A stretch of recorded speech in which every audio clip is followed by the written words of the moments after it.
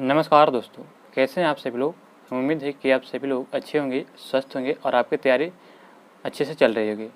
दोस्तों, आज हम लोग इस वीडियो में जो है समसामयिक घटना चक्र का जो है बीपीएससी बिहार लोक सेवा आयोग के द्वारा जो है ये परीक्षा लिया जा रहा है टीचर का। इसमें जो है हम लोग इसका जो है 2 सीरीज चला रहे हैं। इसमें 10 प्रैक्टिस सेट दिया गया है, इसमें न्यू अपडेटेड दिया गया। तो दोस्तों, इसका सेट नंबर आज हम लोग 6 का डिस्कस करेंगे। हमें उम्मीद है कि आपको ये वीडियो पसंद आएगा। तो चलिए दोस्तों, समय को देर न करते हुए आज के हम सेशन को शुरू करते हैं। वीडियो अगर आपको अच्छा लगे और चैनल पर दोस्तों नए होंगे तो चैनल को सब्सक्राइब कर लीजिएगा और बेल आइकन नोटिफिकेशन को जरूर ऑन कर लीजिएगा ताकि हमारी वीडियो सबसे पहले आप तक पहुँचे।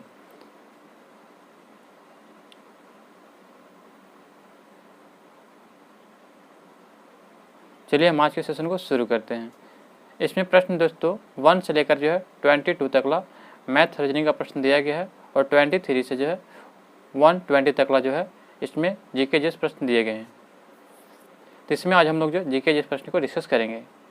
इसका भी आपको पीडीएफ चाहिए तो आप हमारे टेलीग्राम चैनल पर ज्वाइन करें, आपको वहाँ से जो पीडीएफ मिल जाएगा।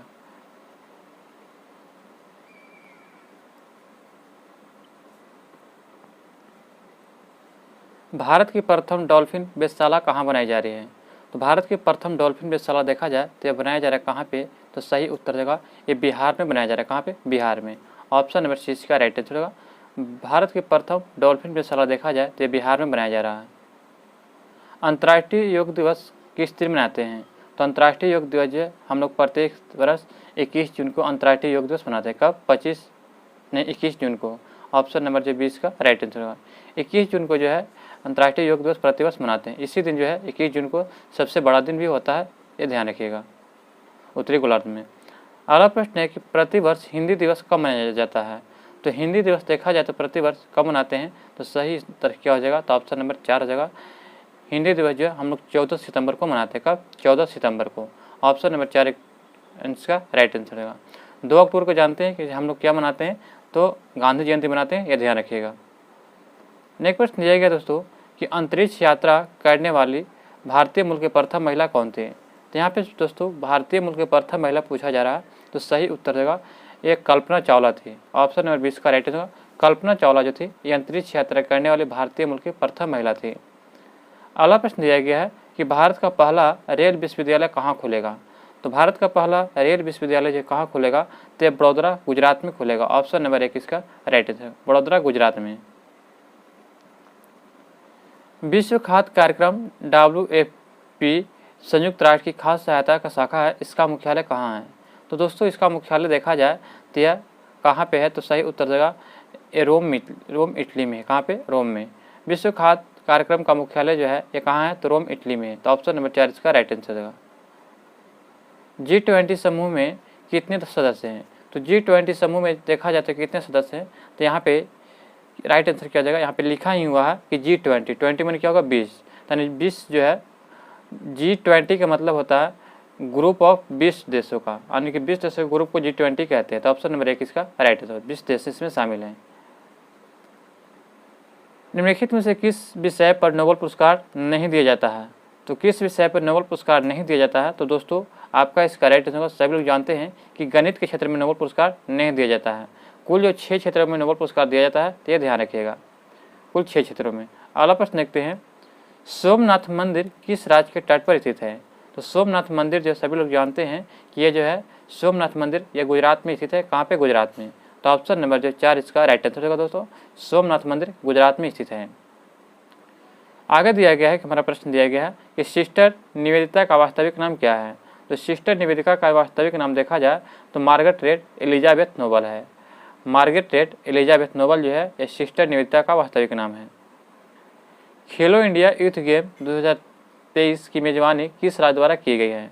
तो खेलो इंडिया यूथ गेम 2023 की मेजबानी किस राज्य द्वारा किया गया है, तो सही उत्तर देगा यह मध्य प्रदेश के द्वारा किया गया है। मध्य प्रदेश सरकार द्वारा जो है खेलो इंडिया यूथ गेम 2023 का मेजबानी किया गया है, तो ये ध्यान रखिएगा दोस्तों। निम्नलिखित में से किस राज्य में भारत की प्रथम एक्वा पार्क की स्थापना किया जाएगा। तो निम्नलिखित में से किस राज्य में भारत की प्रथम एक्वा पार्क की स्थापना किया जाएगा, तो सही उत्तर देगा ये अरुणाचल प्रदेश में किया जा रहा है। कहाँ पे? अरुणाचल प्रदेश में। भारत का देखा जाए तो सबसे पूर्वी राज्य कौन हो जाएगा, तो हिमाचल प्रदेश, याद रखिएगा। सबसे पहले यहाँ पे सूरज निकलता है। आगे दिया गया दोस्तों कि सितंबर 2022 में मनाए गए विश्व पर्यटन दिवस 2022 का थीम क्या था। तो 2022 में जो है विश्व पर्यटन दिवस मनाया गया, इसका थीम देखा जाए तो क्या था, तो ऑप्शन नंबर जो है 4 इसका राइट आंसर हो जाएगा। ऑप्शन नंबर हो जाएगा 4, यानी कि rethinking tourism from crisis to the transformation.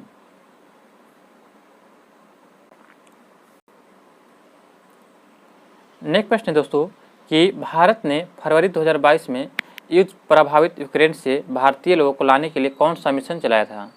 तो युद्ध प्रभावित जब यूक्रेन में जो युद्ध छिड़ गया था तो उस समय वहाँ पे भारतीय लोग थे, उसको लाने के लिए कौन सा ऑपरेशन चलाया गया था। तो आपका इसका राइट आंसर क्या जाएगा, तो 36 का हो जाएगा ऑप्शन नंबर 4, ऑपरेशन गंगा की तरह लाया गया था। ऑपरेशन गंगा जो है ये यूक्रेन में जो है, यूक्रेन और रूस के समय जब युद्ध चल रहा था उस समय भारतीय जो थे यूक्रेन में फंसे हुए थे, उनको भारत लाने के लिए जो है ऑपरेशन गंगा चलाया गया था। 2023 में G20 शिखर सम्मेलन की मेजबानी के लिए भारत के किस राज्य केंद्र शासित प्रदेश को चुना गया है। तो केंद्र शासित प्रदेश आपका हो जाएगा, तो ऑप्शन नंबर हो जाएगा 4, नई दिल्ली को चुनाया गया। ऑप्शन नंबर 4 इसका राइट होगा, नई दिल्ली को।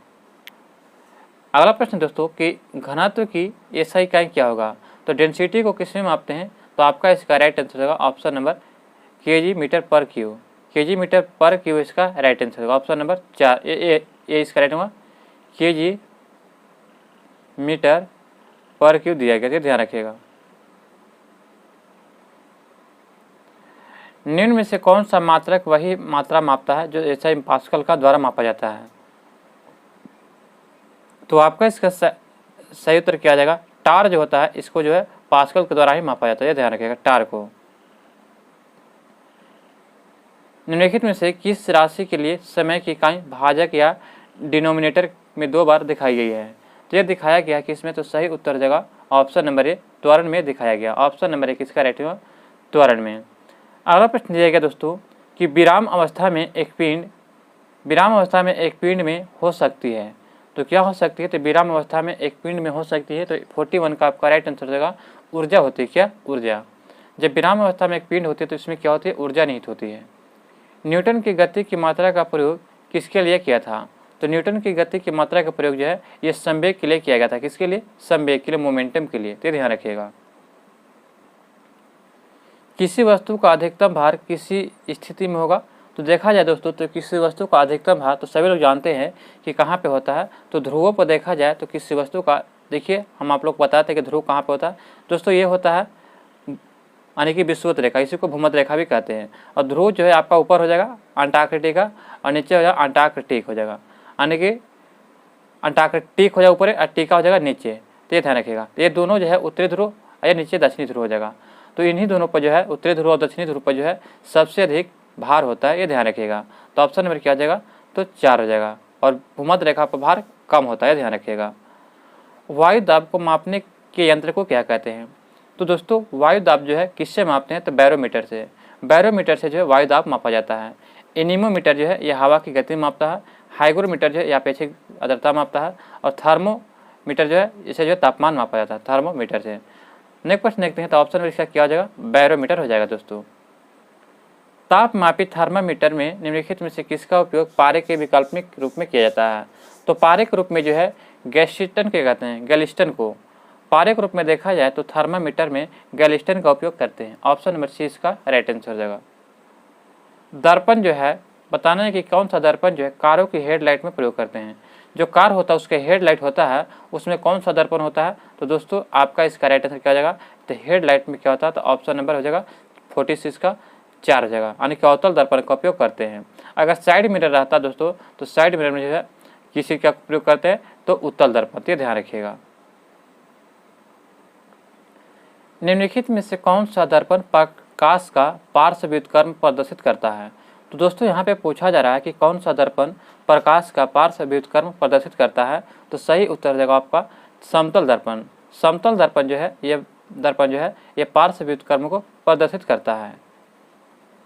दोस्तों अगर आपको ये वीडियो पसंद आ रहा होगा, अभी तक हमारे चैनल पर नए हैं तो चैनल को सब्सक्राइब करना ना भूलें और वीडियो को लिंक दोस्तों के साथ ग्रुप में जरूर शेयर करें।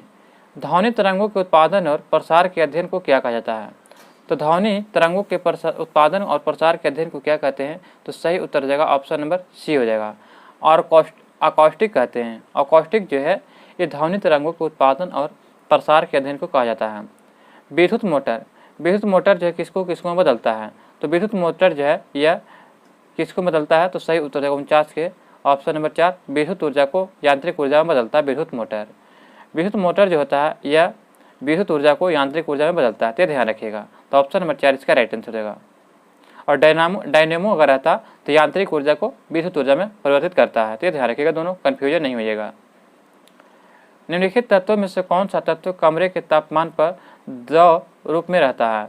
तो आपको तत्व के नाम बताना है जो कमरे के तापमान पर जो है द्रव अवस्था में रहता है। तो सभी लोग जानते हैं कि एकमात्र यहाँ पे पारा हो जाएगा जो द्रव अवस्था में रहता है, ऑप्शन नंबर 20 का राइट आंसर होगा। जैसे ही इस पर तापमान होता है तो क्या होता है कि पारा जो है यानी कि क्षेत्रीय प्रसार बढ़ता है, यानी कि फैलता है। ठोस कार्बन डाइऑक्साइड जो होता है वो क्या कहते हैं? ठोस कार्बन डाइऑक्साइड किसी को जो हम लोग सूखा बर्फ कहते हैं, सूखा बर्फ, यानी कि जो है इसका राइट आंसर होगा ऑप्शन नंबर 4। निम्नलिखित में से कौन सा एक रासायनिक परिवर्तन है? तो दोस्तों यहाँ पे बताना है कि रासायनिक परिवर्तन है तो दूध का उबालना, कुनैन का कुचलना और जो है लकड़ी का जलना और गर्म करने पर पदार्थ का प्रसार। तो ऑप्शन नंबर क्या हो जाएगा? तब 52 का हो जाएगा रासायनिक परिवर्तन, तो लकड़ी का जलना हो जाएगा। लकड़ी का जलना जो है ये एक प्रकार का रासायनिक परिवर्तन हो जाएगा, तो ऑप्शन नंबर क्या हो जाएगा? बी। जब दोस्तों लकड़ी को जला देंगे तो क्या होगा? उसकी जो है अवस्था परिवर्तन हो जाएगा, वो जलने के बाद राख बन जाएगा। फिर हम राख को जो फिर दोबारा उसे लकड़ी प्राप्त नहीं कर सकते हैं, तो इसीलिए क्या हो जाएगा? रासायनिक परिवर्तन हो जाएगा। दोस्तों निम्नलिखित में से किसे एप्सम साल्ट के नाम से जानते हैं? तो एप्सम साल्ट जो किससे जानते हैं? तो सही उत्तर होगा मैग्नीशियम सल्फेट। मैग्नीशियम सल्फेट जो होता है इसको जो हम एप्सम साल्ट के रूप में जानते हैं, तो ऑप्शन नंबर 4 इसका राइट आंसर हो जाएगा। निम्नलिखित में से किसने जो है इलेक्ट्रॉन का आविष्कार किया था? तो इलेक्ट्रॉन का आविष्कार जो है ये जे थॉम्सन के द्वारा किया गया था। किसके द्वारा? जे थॉम्सन के द्वारा। इसका ट्रिक याद रखिएगा, ईंट पर नाच, ईंट पर नाच। इससे ट्रिक क्या है दोस्तों कि इससे हो जाएगा इलेक्ट्रॉन जिसकी खोज करता ट से थॉम्सन हो जाएगा, या इसी को थॉम्सन भी कहते हैं। प से हो जाएगा प्रोटॉन जिसकी खोज करता रदरफोर्ड हो जाएंगे। न से हो जाएगा न्यूट्रॉन जिसकी खोज करता चैडविक हो जाएंगे, तो ध्यान रखिएगा। मनुष्य के हाथ में कितनी हड्डियाँ या अस्थियाँ होती है? तो यहाँ पे दोस्तों हाथ में पूछा गया, तो देखा जाए तो कुल 27 हड्डियाँ जो होती है हाथ में होती है, ऑप्शन नंबर 20 का राइट आंसर। 27 हड्डियाँ जो है ये मनुष्य के हाथों में होती है। कार्यात्मक वर्गीकरण के आधार पर मानव शरीर में कितने प्रकार के जोड़े मौजूद होते हैं? तो कार्यात्मक वर्गीकरण के आधार पर देखा जाए तो मानव शरीर में कितने प्रकार के जोड़े मौजूद होते हैं? तो 56 के आपका राइट आंसर किया जाएगा, तो ऑप्शन नंबर बी हो जाएगा 3 जोड़े, ऑप्शन नंबर 20 का राइट आंसर हो जाएगा। उत्सर्जन का अर्थ क्या होता है? तो दोस्तों जो उत्सर्जन जो है देखा जाए तो ये अतिरिक्त मात्रा में मौजूद पदार्थों का निष्कासन करना जो होता है उसी को उत्सर्जन कहते हैं। जब अतिरिक्त मात्रा में जब मौजूद पदार्थ जो होता है उसको निष्कासन करते हैं उसे जो उत्सर्जन कहा जाता है, तो ऑप्शन नंबर जो जगह 1 इसका राइट आंसर जगह। कोशिका के अध्ययन को क्या कहते हैं? तो कोशिका का अध्ययन जो क्या कहते हैं, तो आपका इसका राइट आंसर क्या हो जाएगा? तो 58 के ऑप्शन नंबर इसका ए हो जाएगा। साइटोलॉजी जो है कोशिका का अध्ययन कहते हैं, ये ध्यान रखिएगा। और फाइकोलॉजी में शैवालों का अध्ययन करते हैं, ध्यान रखिएगा। और साइटोलॉजी कोशिकाओं का अध्ययन। आगे देखते हैं कि निम्नलिखित में से मानव निर्मित रेशा कौन सा है? तो मानव निर्मित रेशा देखा जाए तो क्या हो जाएगा? तो ऑप्शन नंबर 59 का आपका क्या हो जाएगा? तो ऑप्शन नंबर 4 हो जाएगा नायलॉन। नायलॉन जो है यह मानव निर्मित रेशा है, तो ऑप्शन नंबर 4 इसका राइट आंसर होगा। रेशम जो होता है ये रेशम के कीड़े से प्राप्त करते हैं। ऊन जो होता है यह भेड़ों के जो है भेड़ हो गया, बकरी हो गया, खरगोश हो गया, इन सभी से प्राप्त करते हैं उनको। और कपास जो होता है ये हम लोग कपास की खेती करते हैं उससे प्राप्त करते हैं, ये ध्यान रखिएगा। भारत में कौन सा बैंक मुद्रा नोट छापता है? तो मुद्रा नोट छापने वाला जो है एकमात्र बैंक कौन है? तो आरबीआई। आरबीआई जो बैंक है इसकी स्थापना देखा जाए तो 1935 में किया गया था। कब? 1935 में। और आरबीआई को जो है बैंकों का बैंक भी कहा जाता है, तो ध्यान रखिएगा। यही जो है भारत में बैंक मुद्रा नोट छापता है, तो ऑप्शन नंबर 4 इसका राइट आंसर होगा। नाबार्ड की स्थापना देखा जाए तो ये कब हुआ था? 1982 में हुआ था नाबार्ड की स्थापना। अर्थव्यवस्था की एक ऐसी स्थिति को क्या कहा जाता है जिसमें एक खरीदार और कई विक्रेता होते हैं? तो एक खरीदार और कई विक्रेताओं के समूह को क्या कहते हैं? तो एक क्रेता बाजार कहते हैं, एक क्रेता बाजार। ऑप्शन नंबर सी इसका राइट आंसर हो जाएगा। उत्पादक क्षमता बढ़ाने वाले व्यय किस प्रकार के व्यय के उदाहरण हैं? तो उत्पादन क्षमता को बढ़ाने वाले व्यय किस प्रकार के व्यय का उदाहरण है? तो 62 का आपका राइट आंसर होगा ऑप्शन नंबर सी, निवेश व्यय होता है। ऑप्शन नंबर सी इसका राइट आंसर निवेश व्यय। उपाधियों का उन्मूलन किसके अंतर्गत आता है? तो उपाधियों का उन्मूलन जो है यानी कि खत्म करना, ये किसके अंतर्गत आता है? तो सही उत्तर देगा दोस्तों समता के अधिकार के अंतर्गत आता है। ऑप्शन नंबर जो है 4 इसका राइट आंसर। उन्मूलन जो है, उपाधियों का उन्मूलन किसके अंतर्गत आता है? तो समता के अधिकार। ऑप्शन नंबर जो है 1 यानी 4 इसका राइट आंसर होगा। समता का अधिकार 14 से 18 तक दिया गया है। कितना से? 14 से 18 अनुच्छेद तक दिया गया है, यानी कि यह ध्यान रखिएगा। निम्नलिखित में से कौन सी याचिका या परामर्श देश कोर्ट द्वारा किसी सरकारी अधिकारी को उसके आधिकारिक कार्य करने के लिए दी जाती है? तो यह दिया जाता है परमादेश में। परमादेश जो है एक ऐसा देश है जिसमें क्या होता है कि आपको कोर्ट द्वारा किसी सरकारी अधिकारी को उसके आधिकारिक कार्य करने के लिए ये दिया जाता है। तो ऑप्शन नंबर 20 का राइट आंसर देगा। भारतीय संविधान का अनुच्छेद 39 से समान न्याय और निःशुल्क कानूनी सहायता किससे संबंधित है? तो दोस्तों यह जो है आपका संबंधित है किससे? तो सही उत्तर देगा ऑप्शन नंबर बी, राज्य के नीति निर्देशक सिद्धांत में संबंधित है। ऑप्शन नंबर क्या हो जाएगा?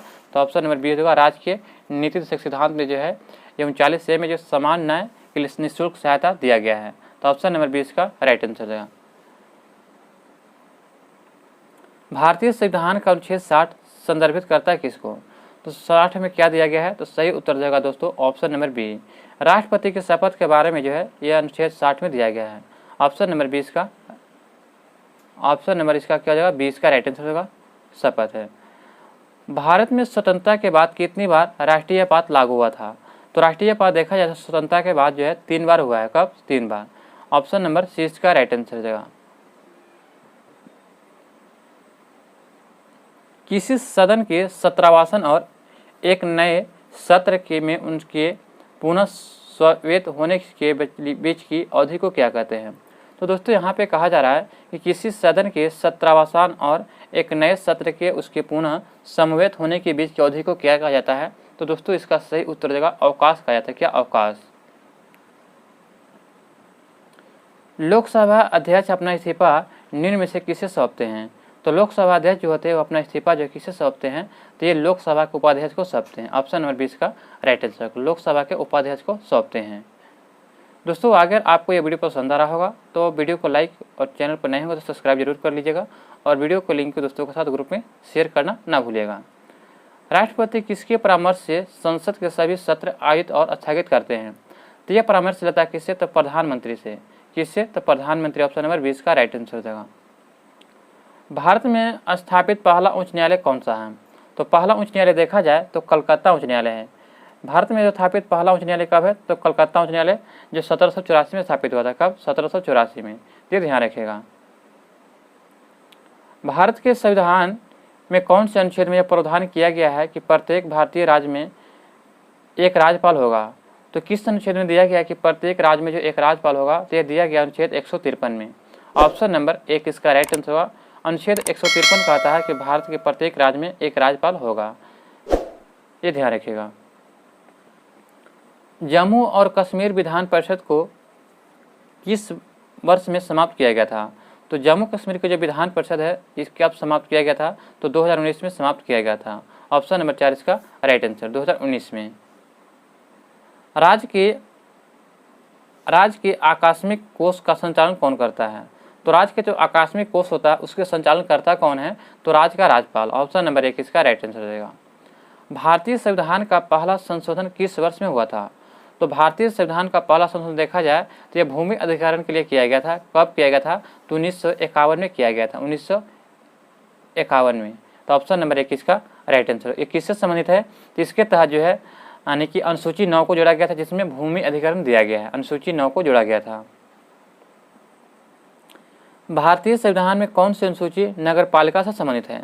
तो दोस्तों जब संविधान लागू हुआ था तो उस समय जो कुल 8 अनुसूचियाँ थी। कितने? 8 अनुसूची थी। बाद में जो 9वीं, 10वीं, 11वीं और 12वीं अनुसूची को जोड़ा गया। तो 12वीं अनुसूची में जो है ये आपका दिया गया है कि नगर पालिका दिया गया। नगर पालिका, ये ध्यान रखिएगा। नगर पालिका कितना में दिया गया?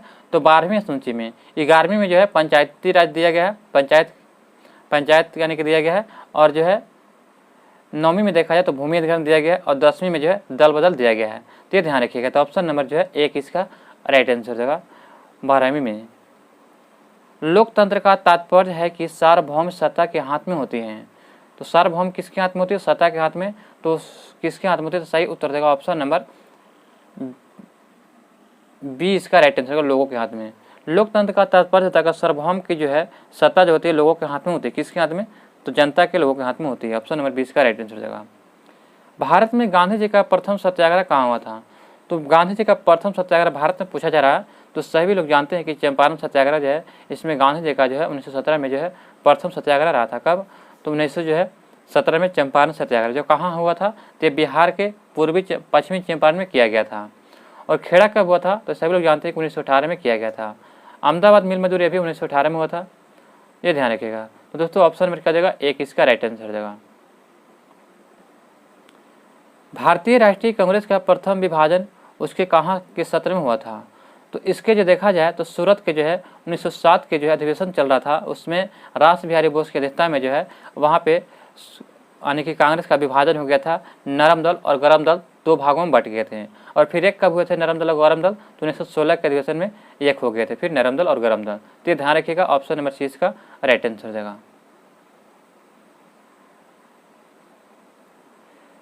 बताया जाए दोस्तों कि किसके बाद महात्मा गांधी ने असहयोग आंदोलन वापस ले लिया था? तो सभी लोग जानते हैं कि असहयोग आंदोलन शुरू कब किया गया था? तो 1 अगस्त 1920 को जो है तिलक जी की मृत्यु के साथ जो है ये असहयोग आंदोलन शुरू किया गया था। और जैसे ही 5 फरवरी 1922 को जो है जब चौराचौरी कांड होता है यानी कि इसमें जो है 22 या 21 पुलिसकर्मियों को जला दिया गया था जिंदा, उसके कारण जो है महात्मा गांधी ने जो था कि असहयोग आंदोलन को बंद कर दिया था। तो ऑप्शन नंबर क्या जाएगा? चौराचौरी घटना के कारण बंद कर दिया था। और इसी घटना को महात्मा गांधी ने कहा था कि भारत की जो है सबसे बड़ी हिमालय से बड़ी भूल है, भारत की जो है सबसे बड़ी हिमालय से भूल है तो चौराचौरी कांड है। अगर पूछा जाए कि हिमालय अंग्रेजों की गलती कौन बताया था? तो जालियांवाला बाग जो बोला गया था कि अंग्रेजों की सबसे बड़ी भूल जो है ये जालियांवाला हत्याकांड है। और भारतीयों के लिए कौन है? तो चौराचौरी कांड सबसे बड़ी हिमालय से भी भूल है। तो ये ध्यान रखिएगा। तो ऑप्शन नंबर 1 इसका राइट आंसर हो जाएगा। बंगाल विभाजन के बारे में देखा जाए तो कब हुआ था? 1905 में हुआ था। और जो है जालियांवाला बाग सभी लोग जानते हैं कि कब हुआ था? 19 में हुआ था। बरदौली किसान सत्याग्रह का नेतृत्व किसने किया था? तो बरदौली किसान सत्याग्रह का नेतृत्व देखा जाए तो सरदार वल्लभ भाई पटेल के द्वारा किया गया था। सरदार वल्लभ भाई पटेल। ऑप्शन नंबर 1 इसका राइट आंसर होगा। भारत में राष्ट्रीय आंदोलन के संदर्भ में पूना समझौता पर हस्ताक्षर कब हुआ था? तो जब पूना समझौता जो था ये कब हो रहा था? तो गांधी और अम्बेडकर के बीच हो रहा था। गांधी और अम्बेडकर के बीच जब पूना समझौता हो रहा था तो कब हो रहा था? तो 1932 में हो रहा था। ऑप्शन नंबर 1 इसका राइट आंसर। कहाँ हो रहा था? तो येरवदा जेल में हो रहा था। कहाँ पे? येरवदा जेल में। निम्नलिखित में से किस वर्ष में भारत ब्रिटिश राज के सीधे नियंत्रण में आ गया था? तो देखा जाए दोस्तों तो भारत जो है ब्रिटिश राज के सीधे नियंत्रण में कब आया था? तो सही उत्तर रहेगा जब 1857 का विद्रोह हुआ था, तो उसके बाद जो है 1858 में आ गया था। ऑप्शन नंबर 1 इसका राइट आंसर हो जाएगा। निम्नलिखित में से कौन भारतीय राष्ट्रीय कांग्रेस के गठन के समय भारत का वायसराय था? तो भारतीय राष्ट्रीय कांग्रेस की स्थापना कब हुआ था? तो आपको बता दूं कि 1885 में हुआ था। 1885 में उस समय लॉर्ड डफरिन था। कौन था? Lord Dufferin. ये ध्यान रखिएगा। ऑप्शन नंबर क्या हो जाएगा? तो बी इसका राइट आंसर। लॉर्ड डफरिन था उस समय भारतीय राष्ट्रीय कांग्रेस का जब गठन हो रहा था तो उसमें भारत का वायसराय लॉर्ड डफरिन था। गदर पार्टी का गठन कब हुआ था? तो यहाँ पे गठन पूछा जा रहा है तो सही उत्तर का गठन किया गया था 1913 में। कब? 1913 में किया गया था, ये ध्यान रखिएगा। अगर इसकी स्थापना देखा जाए तो 1993 में हुआ था। स्थापना 1993 में जो है मोहनलाल भाखना के द्वारा किया गया था गदर पार्टी की स्थापना। लेकिन गठन कब किया गया था? तो 1913 में किया गया था, लाला हरदयाल के द्वारा किया गया था।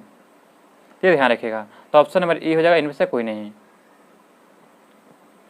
वंदे मातरम गीत की पुस्तक कहाँ से लिया गया है? तो वंदे मातरम गीत की पुस्तक कहाँ से लिया गया है? तो सही सभी लोग जानते हैं कि यह जो है आनंद मठ से लिया गया है। ऑप्शन नंबर 20 का राइट, आनंद मठ से जो है वंदे मातरम गीत लिया गया है। शारदा अधिनियम का संबंध किससे है? तो शारदा अधिनियम जो है यह बाल विवाह से संबंधित है। किससे? बाल विवाह से। तो ऑप्शन नंबर क्या आ जाएगा? तो सी इसका राइट है, तो बाल विवाह से संबंधित है। दोस्तों चंद्रमा या एक उपग्रह की कक्षा में पृथ्वी के निकटतम बिंदु को क्या कहते हैं? तो चंद्रमा या उपग्रह की कक्षा में पृथ्वी के निकटतम बिंदु को क्या कहते हैं? तो तो 88 का ऑप्शन नंबर बी हो जाएगा, यानी पेरिज कहते हैं या इसी को भू समीपक कहते हैं। तो ऑप्शन नंबर 20 का राइट आंसर हो जाएगा। किन ग्रहों के कक्षाओं के मध्य क्षुद्रग्रह बेल्ट है? तो किन ग्रहों के कक्षाओं के बीच है? यह हो जाएगा मंगल और बृहस्पति के बीच जो छोटे छोटे यानी कि क्षुद्रग्रह घूमते रहते हैं, तो ये ध्यान रखिएगा।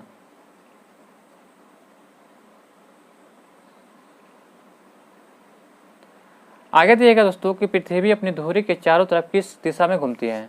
तो पृथ्वी जो है अपनी धुरी के चारों तरफ जो है या किस दिशा में घूमती है? तो सही उत्तर हो जाएगा ऑप्शन नंबर बी, पश्चिम से पूरब की ओर घूमती है, पश्चिम से पूरब की ओर। ऑप्शन नंबर 20 का राइट आंसर होगा। दोस्तों आप लोग हमें कमेंट में बताइएगा कि कौन सा ग्रह जो है पूरब से पश्चिम की ओर घूरता है। जरूर कमेंट में बताइएगा कि पूरब से पश्चिम जो है कौन सा ग्रह घूरता है।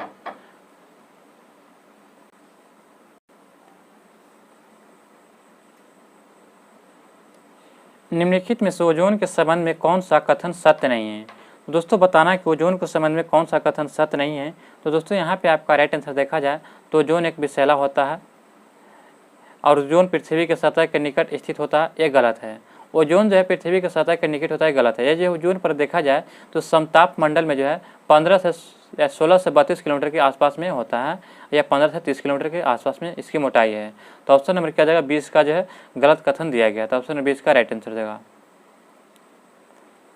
पृथ्वी की भूमध्य रेखा के उत्तर या दक्षिण के स्थान की कोणीय दूरी का वर्णन करने के लिए किस शब्द का उपयोग किया जाता है? तो इसका वर्णन के लिए तो देखा जाए तो अक्षांश का प्रयोग करते हैं, अक्षांश का। ऑप्शन नंबर ए इसका राइट आंसर हो जाएगा। अक्षांशों को किस इकाई में मापा जाता है? तो अक्षांशों को जो सभी लोग जानते हैं कि इसे मापने के लिए किस इकाई का प्रयोग करते हैं? तो अंश का प्रयोग करते हैं। ऑप्शन नंबर सी इसका राइट आंसर, अंश का। नेक्स्ट क्वेश्चन दोस्तों कि आपस में जुड़े द्वीप समूह को क्या कहते हैं? तो जो द्वीप समूह आपस में जुड़े होते हैं उसे जो है आर्कीपिलागो कहते हैं, आर्कीपिलागो, आर्कीपिलागो। ऑप्शन नंबर सी इसका राइट आंसर हो जाएगा। गैस की परतें जो पृथ्वी को चारों ओर घेरती है उन्हें क्या कहा जाता है? तो जो गैस की परतें जो होती है पृथ्वी के चारों ओर घेरती है उससे क्या कहते हैं? तो सही होता जाएगा 95 का आपका राइट आंसर क्या जाएगा? तो ऑप्शन नंबर बी हो जाएगा, उसे वायुमंडल कहते हैं। जो गैसें जो देखते हैं कि पृथ्वी के चारों ओर गैसीय वातावरण जो है उसके क्या कहते हैं? वायुमंडल कहते हैं। तो ऑप्शन नंबर बी होगा, वायुमंडल कहते हैं। निम्नलिखित में से कौन सा भारतीय राज्य है जिसकी सीमा नेपाल में नहीं लगती है? तो सही उत्तर होगा नेपाल से नहीं लगती है। तो असम जो है इसकी सीमा नेपाल से नहीं लगती है, जबकि सिक्किम, पश्चिम बंगाल और उत्तराखंड की सीमा जो है ये नेपाल से लगती है। भारत म्यांमार के बीच कौन सा सीमा या त्रिकोण जंक्शन दिफू है? दिफू दरा किस सीमा रेखा पर है? तो भारत म्यांमार और चीन के बीच त्रिकोणीय जंक्शन दिफू दरा किस सीमा रेखा पर है? तो सही उत्तर हो जाएगा 97 का ऑप्शन नंबर मैकमोहन रेखा पर। ऑप्शन नंबर सी इसका राइट आंसर हो जाएगा। भारत के बारे में निम्नलिखित में से कौन सी बात गलत है? तो आपको बताना है कि भारत के बारे में कौन सी बात गलत है। तो यह सबसे घना ग्रह है, सॉरी पृथ्वी के बारे में दोस्तों, पृथ्वी यह सबसे घना ग्रह है, बिल्कुल सही है। यह 5वां सबसे बड़ा उपग्रह है, बिल्कुल सही है। इससे लाल ग्रह कहा जाता है, तो यह बिल्कुल गलत दिया गया है दोस्तों। पृथ्वी को लाल ग्रह नहीं, सभी लोग जानते हैं कि यह इसे नीला ग्रह कहते हैं। तो ऑप्शन नंबर सी इसका राइट आंसर हो जाएगा। निम्नलिखित में से कौन सा बागान फसल की श्रेणी में आता है? तो फसल की श्रेणी में आता है तो 99 का आपका हो जाएगा राइट आंसर। कॉफ़ी जो है ये फसल की श्रेणी में आता है। निम्नलिखित में से कौन सी एक उत्तर भारत में खरीफ की फसल है और दक्षिण भारत में रबी की फसल है? तो सही उत्तर हो जाएगा ऑप्शन नंबर सी। तिल जो है ये उत्तर भारत में खरीफ की फसल है, जबकि दक्षिण भारत में रबी की फसल है। तो ऑप्शन नंबर सी इसका राइट आंसर हो जाएगा। ऊर्जा का कौन सा स्रोत है जो सबसे कम भूमंडलीकरण तापमान बढ़ाता है? तो देखा जाए दोस्तों तो ऊर्जा का वह स्रोत का नाम क्या है? तो प्राकृतिक गैस जो है भूमंडलीकरण को सबसे कम गर्म करता है। तो ऑप्शन नंबर क्या जाएगा? सी इसका राइट आंसर हो जाएगा।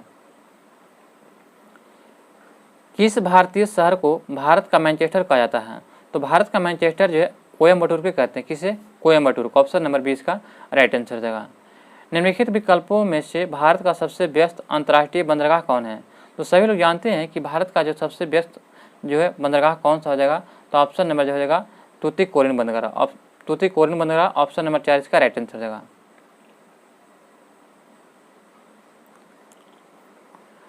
ब्रह्मयोनी हिल जो बिहार के किस जिले में स्थित है? तो ब्रह्मयोनी हिल जो है ये बिहार का देखा जाए तो गया जिले में। कहाँ पे? गया जिले में। बिहार राज्य की मुख्य नकद फसल कौन सी है? तो नकदी फसल पूछा जा रहा है। तो दोस्तों यहाँ पे आपका राइट आंसर होगा 5 की ऑप्शन नंबर सी हो जाएगा, यानी कि गन्ना जो है ये बिहार का नकदी फसल, ऑप्शन नंबर सी इसका राइट आंसर हो जाएगा। किन 4 घटकों द्वारा पारिस्थितिकी तंत्र का निर्माण होता है? तो सही उत्तर देगा ऑप्शन नंबर सी, यानी कि जो है अजैविक पदार्थ, उत्पादक, उपभोक्ता और विजयों के द्वारा जो है ये 4 घटकों के द्वारा पारिस्थितिकी तंत्र का निर्माण होता है। अजैविक पदार्थ, उत्पादक, उपभोक्ता और वियोजक, तो ध्यान रखिएगा। राष्ट्रीय पर्यावरण अभियांत्रिक शोध संस्थान नीरी कब और कहाँ स्थापित किया गया था? तो राष्ट्रीय पर्यावरण अभियांत्रिक शोध संस्थान जो नीरी है यह कहाँ है? तो सही उत्तर देगा ऑप्शन नंबर बी हो जाएगा, महाराष्ट्र के नागपुर में 1958 में इसको स्थापित किया गया था, ऑप्शन नंबर 20 का राइट आंसर हो जाएगा। National green tribunal NGT Bharat सरकार द्वारा स्थापित किया गया था कब?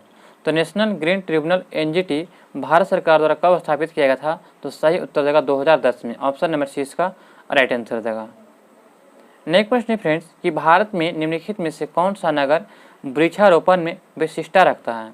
तो दोस्तों यहाँ पे पूछा जा रहा है कि कौन सा नगर भारत में वृक्षारोपण की विशिष्टता रखता है? तो सही उत्तर देगा वालपाराई। वालपराई जो है ऑप्शन नंबर 4 इसका राइट आंसर देगा। मृदा संरक्षण प्रक्रम है जिसमें क्या है? तो मृदा संरक्षण प्रक्रम देखा जाए तो सही उत्तर देगा ऑप्शन नंबर 4, मृदा को नुकसान से सुरक्षित किया जाता है, इसी को जो है मृदा संरक्षण प्रक्रम कहते हैं, तो ऑप्शन नंबर 4 इसका राइट आंसर देगा। खाना बदोश जनजाति के लोग सर्वाधिक किस क्षेत्र में पाए जाते हैं? तो ये जो जनजाति होते हैं खाना बदोश ये शुष्क क्षेत्र में पाए जाते हैं। कहाँ पे? शुष्क क्षेत्र में, ऑप्शन नंबर 4 इसका राइट आंसर देगा। निम्नलिखित में से कौन एक तिलहनी फसल है? तो दोस्तों तिलहनी फसल है तो सभी लोग जानते हैं कि सूरजमुखी जो है ये तिलहनी फसल है, ऑप्शन नंबर सी इसका राइट आंसर। इससे जो है ऑयल निकाला जाता है, तेल निकाला जाता है। निम्नलिखित में से किस फसल में सबसे ज़्यादा प्रतिशत तेल की मात्रा होती है? तो निम्नलिखित में से किस फसल में सबसे ज़्यादा प्रतिशत तेल की मात्रा होती है? तो 13 का आपका राइट आंसर क्या जाएगा? ऑप्शन नंबर 4 तिल में होती है, ऑप्शन नंबर 4 इसका राइट आंसर। तिल में सबसे ज़्यादा तेल की मात्रा होती है।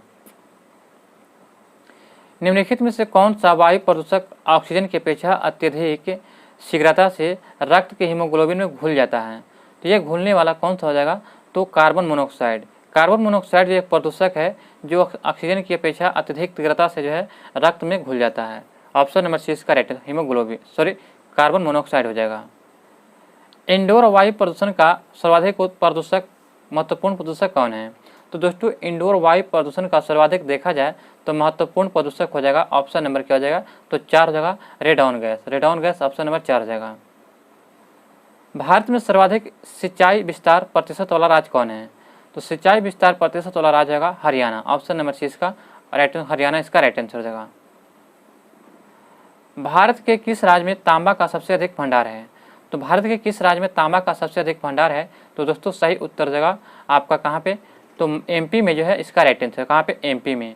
तो क्या हो जाएगा? एमपी इसका राइट आंसर, यानी कि मध्य प्रदेश में जो है भारत में सबसे अधिक तांबा का भंडार है, अधिक भंडार है, तो ऑप्शन नंबर क्या हो जाएगा? एमपी में। निम्न में से किस राज्य में टीन अयस्क का प्रमुख भंडार है? तो टीन का भंडार देखा जाए तो छत्तीसगढ़ में हो जाएगा, ऑप्शन नंबर सी इसका राइट आंसर देगा, छत्तीसगढ़ में। अगला प्रश्न दोस्तों कि निम्नलिखित में से कौन सा देश विश्व का सबसे अधिक केसर उत्पादन करने वाला देश है? तो केसर उत्पादन करने वाले विश्व में देश देखा जाए तो ईरान जो है सबसे अधिक केसर का उत्पादन करता है, ऑप्शन नंबर 4 इसका राइट आंसर। केसर उत्पादन में ईरान देश प्रथम है। यह मौसम तब आता है जब सूर्य भूमध्य रेखा के ठीक ऊपर होता है। तो कौन सा मौसम आता है? तो जब सूर्य भूमध्य रेखा के ठीक ऊपर होता है तो जानते हैं कि कौन सा मौसम आता है? तो ऑप्शन नंबर जगह बसंत आता है, ऑप्शन नंबर 20 का राइट आंसर, बसंत ऋतु आता है। तो दोस्तों यहाँ पे जो है आपका सेट नंबर जो है 6 समाप्त होता है। हमें उम्मीद है कि आपको ये वीडियो पसंद आया होगा दोस्तों। अगर अभी तक हमारे चैनल को सब्सक्राइब नहीं किए दोस्तों तो जल्द से जल्द हमारे चैनल को सब्सक्राइब करें और बेल आइकन नोटिफिकेशन को ऑन कर लें ताकि हमारे वीडियो दोस्तों सबसे पहले आप तक पहुँचे। और वीडियो को लिंक को दोस्तों ग्रुप में शेयर करना ना भूलें। मिलते हैं दोस्तों नेक्स्ट वीडियो में। जय हिंद, जय भारत।